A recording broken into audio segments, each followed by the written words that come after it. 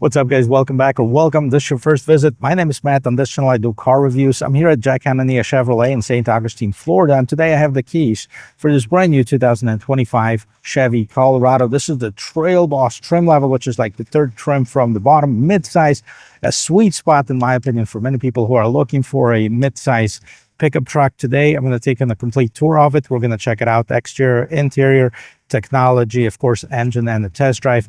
And if you like watching videos like this, don't forget to check out the rest of my channel, hit that like and subscribe button. Now let's get back to this. Well, if you're shopping for a midsize pickup truck, there's plenty of options to choose from. Of course, a lot of them were redesigned in the last few years, like this one. The Chevy Colorado was redesigned for 2023 model year alongside with the GMC Canyon. Now we have the Toyota Tacoma was redesigned for last model year. We have a brand new Ford Ranger for last model year as well. We have the Nissan Frontier that's been refreshed for this model year. And we also have a Honda Ridgeline, which some people don't consider the real pickup truck, but I would still put it in the same category because it has a certain advantages and certain benefits that some of those body-on-frame pickup trucks don't have. But today we're going to focus on the Colorado. I think this trim level, which they call the Trailboss, could be a sweet spot. It's not very expensive in comparison to other higher trim levels. It also comes standard with a lot of equipment.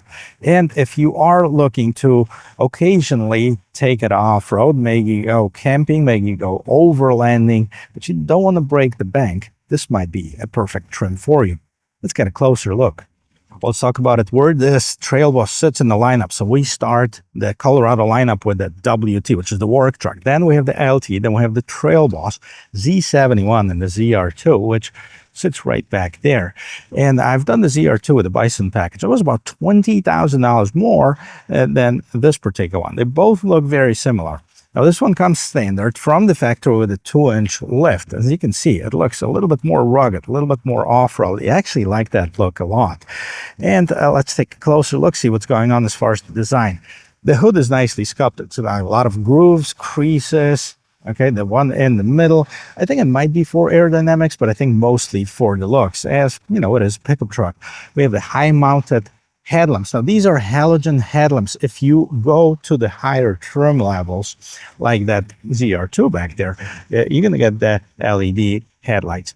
Now, as far as the grille itself, we have kind of this satin black finish. Good looking one. There's nothing really to it. We have the black Chevy bow-type Trailboss badge, and then we have the recovery hooks right at the bottom. Decent ground clearance, as you can see. Let's get some meat on those tires, but before we get there, let's pop the hood. Let's see what's powering it up. And here underneath the hood, we'll find a 2.7-liter four-cylinder TurboMax engine that produces 310 horsepower, 430 pound-feet of torque. So looking good. It is mated to an 8-speed automatic transmission. This particular vehicle is four-wheel drive. As far as the gas mileage, you get 18. That's the average. 17 in the city, 20 on the expressway. You have some sound insulation up here, and we still have the ugly prop stick that you need to get this hood propped up to work on this vehicle. Now, I know there was a lot of uproar when people found out that they're going with a four-cylinder. But let's talk about this. Ford went four-cylinder as far as the base engine. Toyota, only four-cylinder. There's two different engine options available on Toyota, but they're both four-cylinder ones. And then we have Honda, which is still naturally aspirated V6. We have the Nissan Frontier, still naturally aspirated V6. Depending on what you want. I think as far as the power, it has plenty of it. 310 horsepower, it's more than a lot of the V6s that we've had in the past, and definitely 430 pound-feet of torque. And of course, that torque and horsepower is enough to get this vehicle going 0 to 60 in just under 7 seconds. As far as the total length of this vehicle, we have 213 inches with 78 and with mirrors folded, and 84 inches with mirrors out. And then we have 79.8 as far as the height of it. That's due to that raised suspension, that 2-inch lift that comes standard from the factory. What other dimensions? We have the wheelbase at 131.5 20.36 inches, and the fuel tank size, which is right there in the back, 21.4. Let's take a look and see how the wheels look. Now, this particular one has 18-inch rim wrapped with the Goodyear Wrangler tires, 275 by 65 on 18-inch rim. It's equivalent to about a 32-inch outside diameter tire.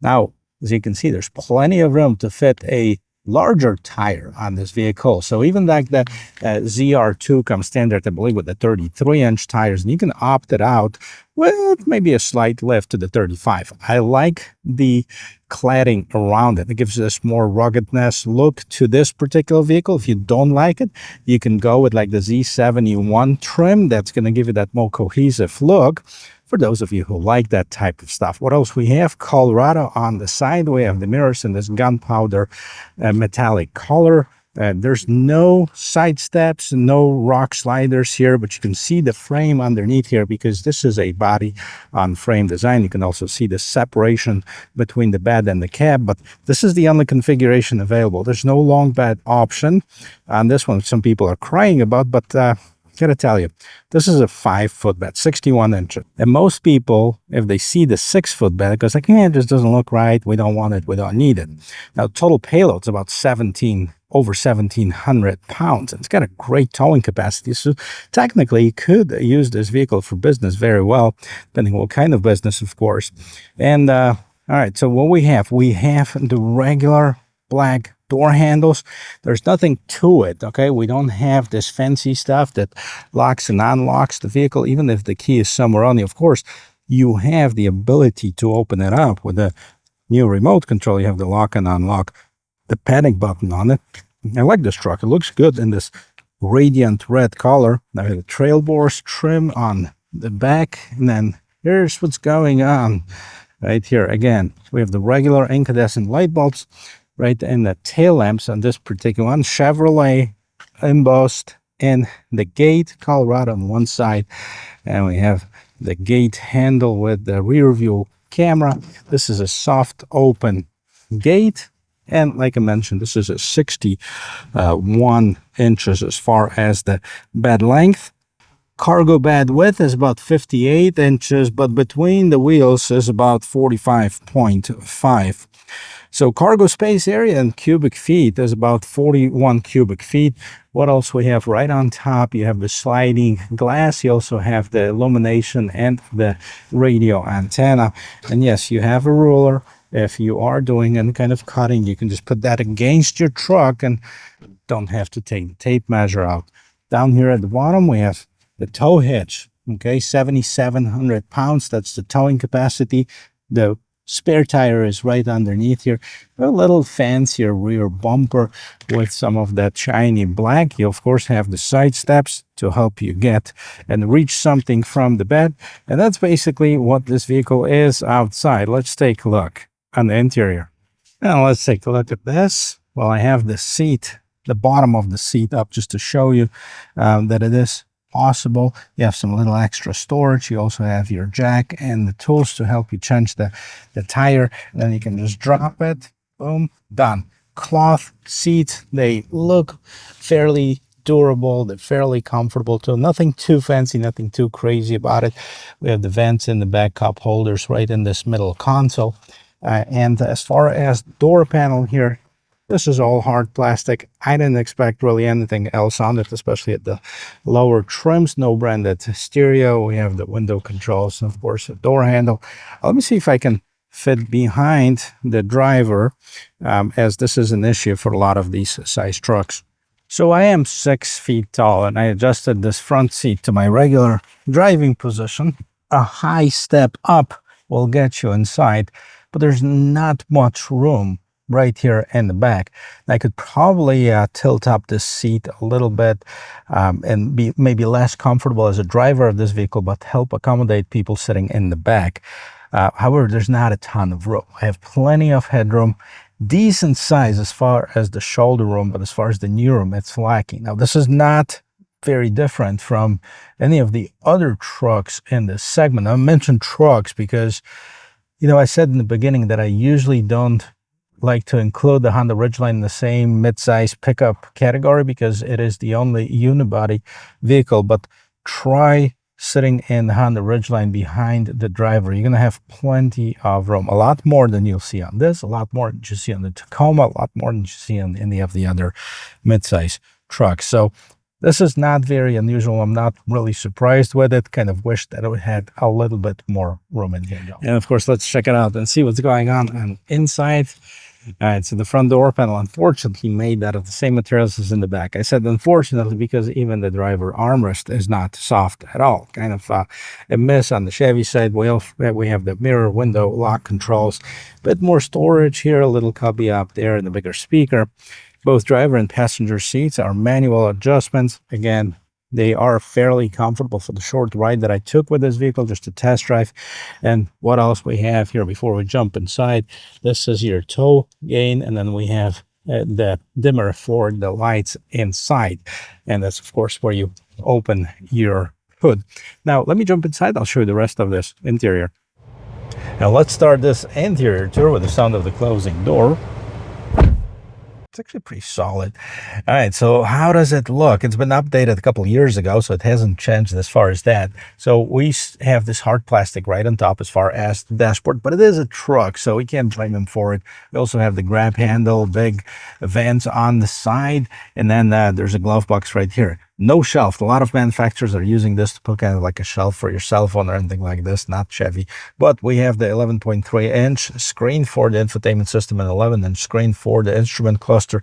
Decent size steering wheel. There's no fancy leather wrapping on the Trailboss, but we have this golf ball texture on the side to help you with a better grip. And on the left-hand side of the steering wheel, we have the cruise control and adaptive cruise control settings. Of course, we have the Chevy bow tie right in the middle there, and then we have several different controls on the right-hand side. That controls the different screen modes. As far as the instrument cluster, we have the audio control, voice control, phone control, and this is just a confirm button. So as far as the different screens, I think I like this one the most for the regular driving. So you have the speedometer on the left-hand side, tachometer on the right-hand side.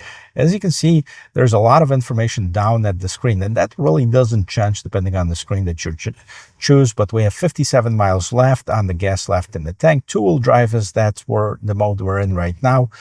And we have the gear indicator and the temperature on the right-hand side. Now, this one also have the gear temperature and the oil temperature right up in those little gauges here. And let's see what else we can switch this to. So we can switch it to like the minimal display, and then we can go to this one. I can display the radio on the right-hand side and the trip on the left-hand side. This is the one that wouldn't be here before, and back to the navigation screen. So this one just keeps the navigation right in front of you without the need of taking your eyes off the road. Now, I also can see who's not wearing the seatbelt, and in this case is everybody. So nobody's wearing a seatbelt right now. Moving to this infotainment system. So I know a lot of Chevys going to like the 17-inch screen. I think this is plenty for the size of this vehicle. Anything bigger than that could be an overkill. So we still have the power and volume knob right here. This is a physical one. A lot of people like that.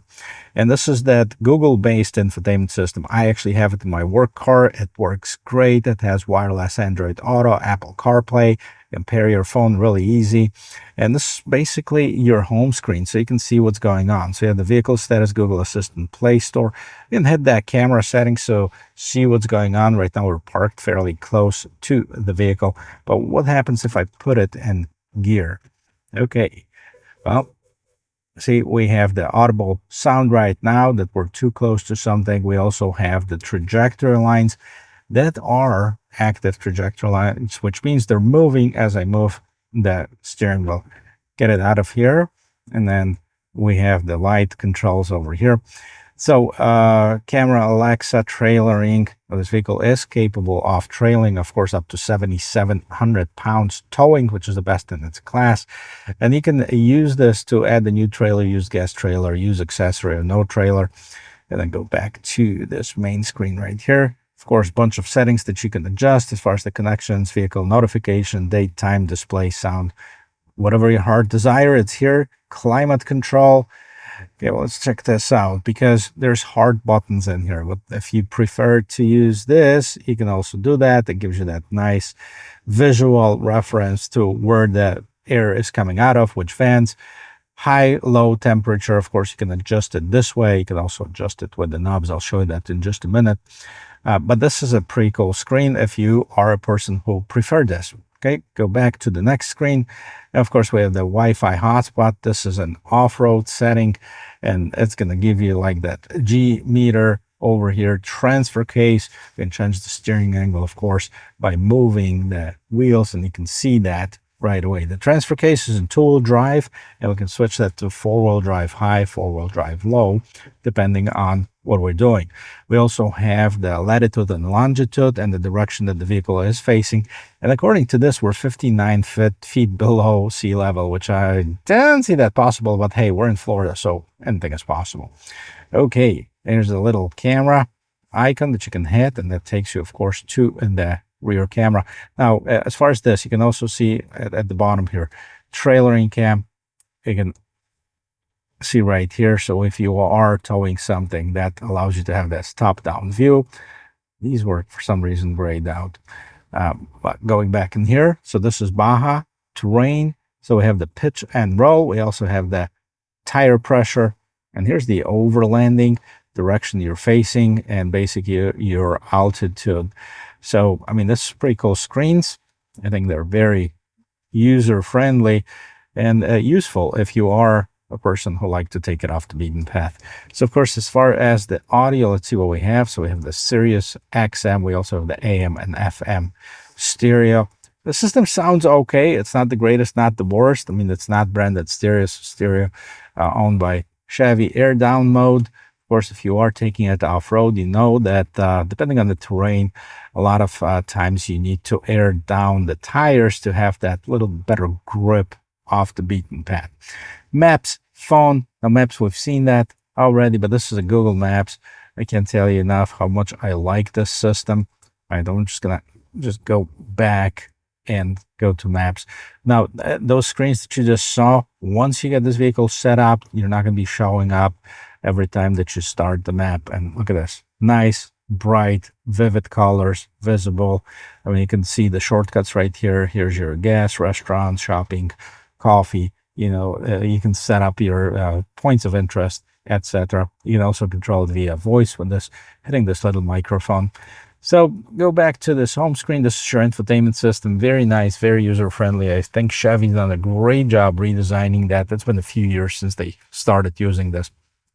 So this is how you can change the temperature right here. So you have the dual zone climate control. As you can see, you know, different for the driver, different for the passenger. And you have a bunch of shortcut buttons, hard buttons, but a lot of people appreciate that, having hard buttons on it. And again, this is the front window defogger, rear window defroster right here, different fan settings, etc. And let's actually set it up to auto. I'm going to turn down the fan just so it's not too loud. Down here, set of vents, we have the auto start stop feature that you can turn off. You can also turn on or off the lane keep assist. And here's your hazard lights. USB type A, USB type C. Now, I was laughing at one of the videos. I said everyone went to the USB type C already. However, on the recent road trip that we took with kids, they had some kind of device. I forgot what it was, and it was a USB type A. We couldn't charge it because we didn't have that. Now, of course, you can use that cigarette lighter style adapter with the adapter on it to do that. I like the Chevy stock with the regular gear shifter. Okay, nice gear shifter, nothing too fancy. Okay, if you want to put it in a low range right here, you can as well. And these are your regular. You can shift the gears manually too. All right. So here's your transfer case. You can switch it two-wheel drive, four-wheel drive, four-wheel drive low, auto. Okay, and let's see what different modes are available. So you have the off-road mode. I like this animation. Tow and haul. We have the terrain mode. That's normal. Back to off-road mode. And that switches to like the auto feature as far as the four-wheel drive. Okay, so that goes to the to off-road mode. Okay, so we're in the automatic, so that basically vehicle detects whenever you need the four-wheel drive, that will turn it on. Okay, electronic parking brake, that's right here. Big cup holders, I like the placement of it. Put a decent size drinks in here, have a little bit more storage right in this console in the middle. Okay, it's pretty deep actually if you look down into it. This is it. This is the interior of this 2025 Chevy Colorado. Nothing crazy about the mirror. Of course, like all the GM products, we have the OnStar system. The lights, one thing to check, are the LED? No, the regular incandescent bulbs. Again, and we have the mirrors. They're not illuminated, so all the princesses out there might have to bring their own mirror to check their makeup. Interior of this 2025 Colorado Trailboss, definitely updated. Let me know what you guys think about it. Well, of course, as far as the pricing, there's a big spread between the base trim level and the top of the line trim level. Not only on this, but pretty much across the line, maybe with the exception of Ridgeline. They're kind of condensed into the few trim level that they have, and they don't vary quite as much as we've seen here. So the work truck starts at $33,595, the LT $37,495, Trailboss, this one $41,595, this particular one with the destination charge $42,385. So it really has the radiant red tint and the tires, black wall tires. Basically, that's the only two options that it has, a total of like $990. So it would be about $1,000 less, right, without those. Now, I like the color. I think I would spend the money on that. Tires, I can care less. But the next trim level up is Z71 at $45,595, ZR2 $51,295. Now, this has almost the ZR2 look. Of course, you don't have that off-road tuned suspension.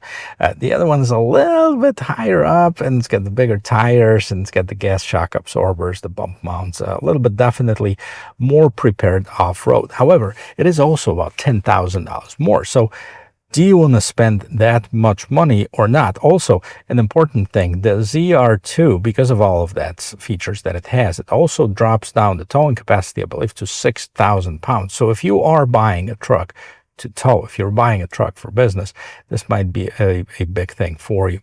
Now, of course, the top of the line is the ZR2 Bison. It's at $62,895, and that's a collaboration between that AEV and Chevy. So we have a lot more stuff that's tuned for off-road, more of a Baja style off-road.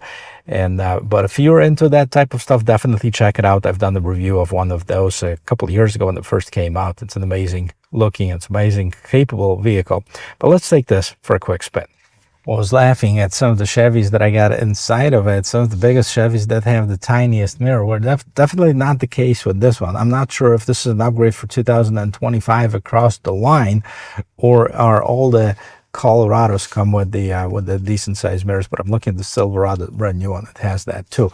But we're looking at the Tahoes, we're looking at the Suburban, the passenger trucks. Yeah, they have the tiniest mirrors. Anyways, I like the way you sit in this vehicle. You sit up higher. Definitely a great visibility, decent sized windshield, this powerful looking, tough hood with all of these creases and bumps and all that stuff kind of gives you an impression like you're sitting in a really powerful vehicle. Now the mirrors, they're decent size, definitely not the towing mirrors. So if you are towing, you might have like an add-on mirror, or maybe upgrade it to something that's better for that, because I can see that being an issue for, people who do a lot of towing. Yeah, of course, we're going to try to merge in traffic here. See the acceleration. I don't really care about the 0 to 60 aspect. I want to make sure that I can merge in traffic nicely and safely. And this vehicle can definitely do that. See how it picks up, matches with the traffic at about 42 miles per hour. So not bad at all. And of course, we haven't checked out the turning radius. I'm going to try to do that right in the parking lot that's going to be coming up here very shortly. But overall, a good feel to this. Now, let's talk about the elephant in the room, about the engine. Well, am I crazy about that 4-cylinder options?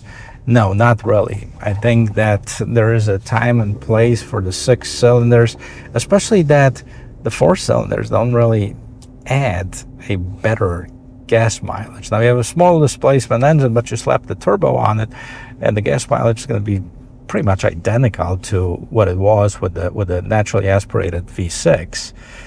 I'm not sure if the pollution is any less than that, but for some reason the EPA is kind of crushing down on it. Let's talk about the elephant in the room. Let's talk about the powertrain of this vehicle. It is a 2.7 liter 4-cylinder turbocharged engine. Does it lack power when I'm driving it? No, not at all. Does it lack torque? No. Acceleration is great. It feels great. It's not really that loud. It doesn't seem like it works any louder than the naturally aspirated V6. Of course, the power delivery is going to be a little bit different because of this being a turbocharged versus naturally aspirated. There's going to be some differences there. The naturally aspirated is a little bit more linear. This one is a little bit more kind of waits for that boost of power and then it goes. But a lot of people are kind of complaining and saying, hey, what about the towing? Well, as you can see, 7,700 pounds towing, that's not bad at all. That's more than on the Toyota Tacoma, which is, the Toyota's 4-cylinder. That's more than you have on the Nissan Frontier, which is a naturally aspirated V6. So, I mean, it's here or there. Now, the longevity and the reliability aspect of it, and a lot of people, including myself, come from the old school crowd of, hey, the turbos were very problematic and they were leaking and they were noisy and they were causing a lot more repairs to the owners of the turbocharged vehicles. And I think they evolved a lot since those times, and both the engines and the turbos. Now, the time will tell, of course. So, you can put your opinions right in the comment section. I appreciate every single one of them. I am kind of in between. I am not completely for it, but I don't mind it if the power is there. As some people say, hey, there's no replacement for displacement. And on certain vehicles, now you're looking on the full-size pickup trucks, the Silverado I probably would never buy with like the 2.7 liter. I'd probably go up and spend the $1,500 more for the 5.3 V8. However, on the smaller trucks, as this one is, I wouldn't mind as much. So let me know what you think about it, because everyone is different. Everybody's needs are different. It doesn't really improve that much of a gas mileage, to be honest with you. So, still have, on this particular one, we have 18 as average, 17 in the city, and 20 on the expressway. That's probably without any load. You start towing something, you start loading it up, and the gas mileage is not going to be as good. But as far as pricing, at $42,000, even though it sounds still high, right? But I think it's pretty good value in comparison with other vehicles that are available in the segment. Because we're having Toyotas that are going crazy with their pricing. Some of the Tacomas hitting $70,000 almost for like the Trail Hunters and the TRDs Pro. Of course, the Bison is at $62,000 here too. So that's not very different than other brands. But I think this could be a sweet spot for many people who are looking for something that looks cool, is capable. It's a 4-wheel drive. It can tow, so you can use it as a work truck. And you still go to the restaurant with it. It's a very good looking truck. Now, if I were to complain about something, that would be the quality of the plastics used. I just don't like the hard plastics. I think if they just, brushed it up a little bit, maybe in some of the high touch areas, if they didn't want to do the whole thing, I understand it. But, like the armrest here, give us a little bit more of that feel. Maybe wrap the dashboard with something else. Anyways, let's check out the turning radius on this thing right here. I'm going to make a turn. That is not bad at all. Especially that, it's 213 inches long. So it's not a small vehicle by any means. Hey guys, thank you very much for watching. I hope you enjoyed this video and you found it helpful, maybe entertaining, or both. If you did, don't forget to check out the rest of my channel, hit that like and subscribe button. I'll see you in my next video. Cheers.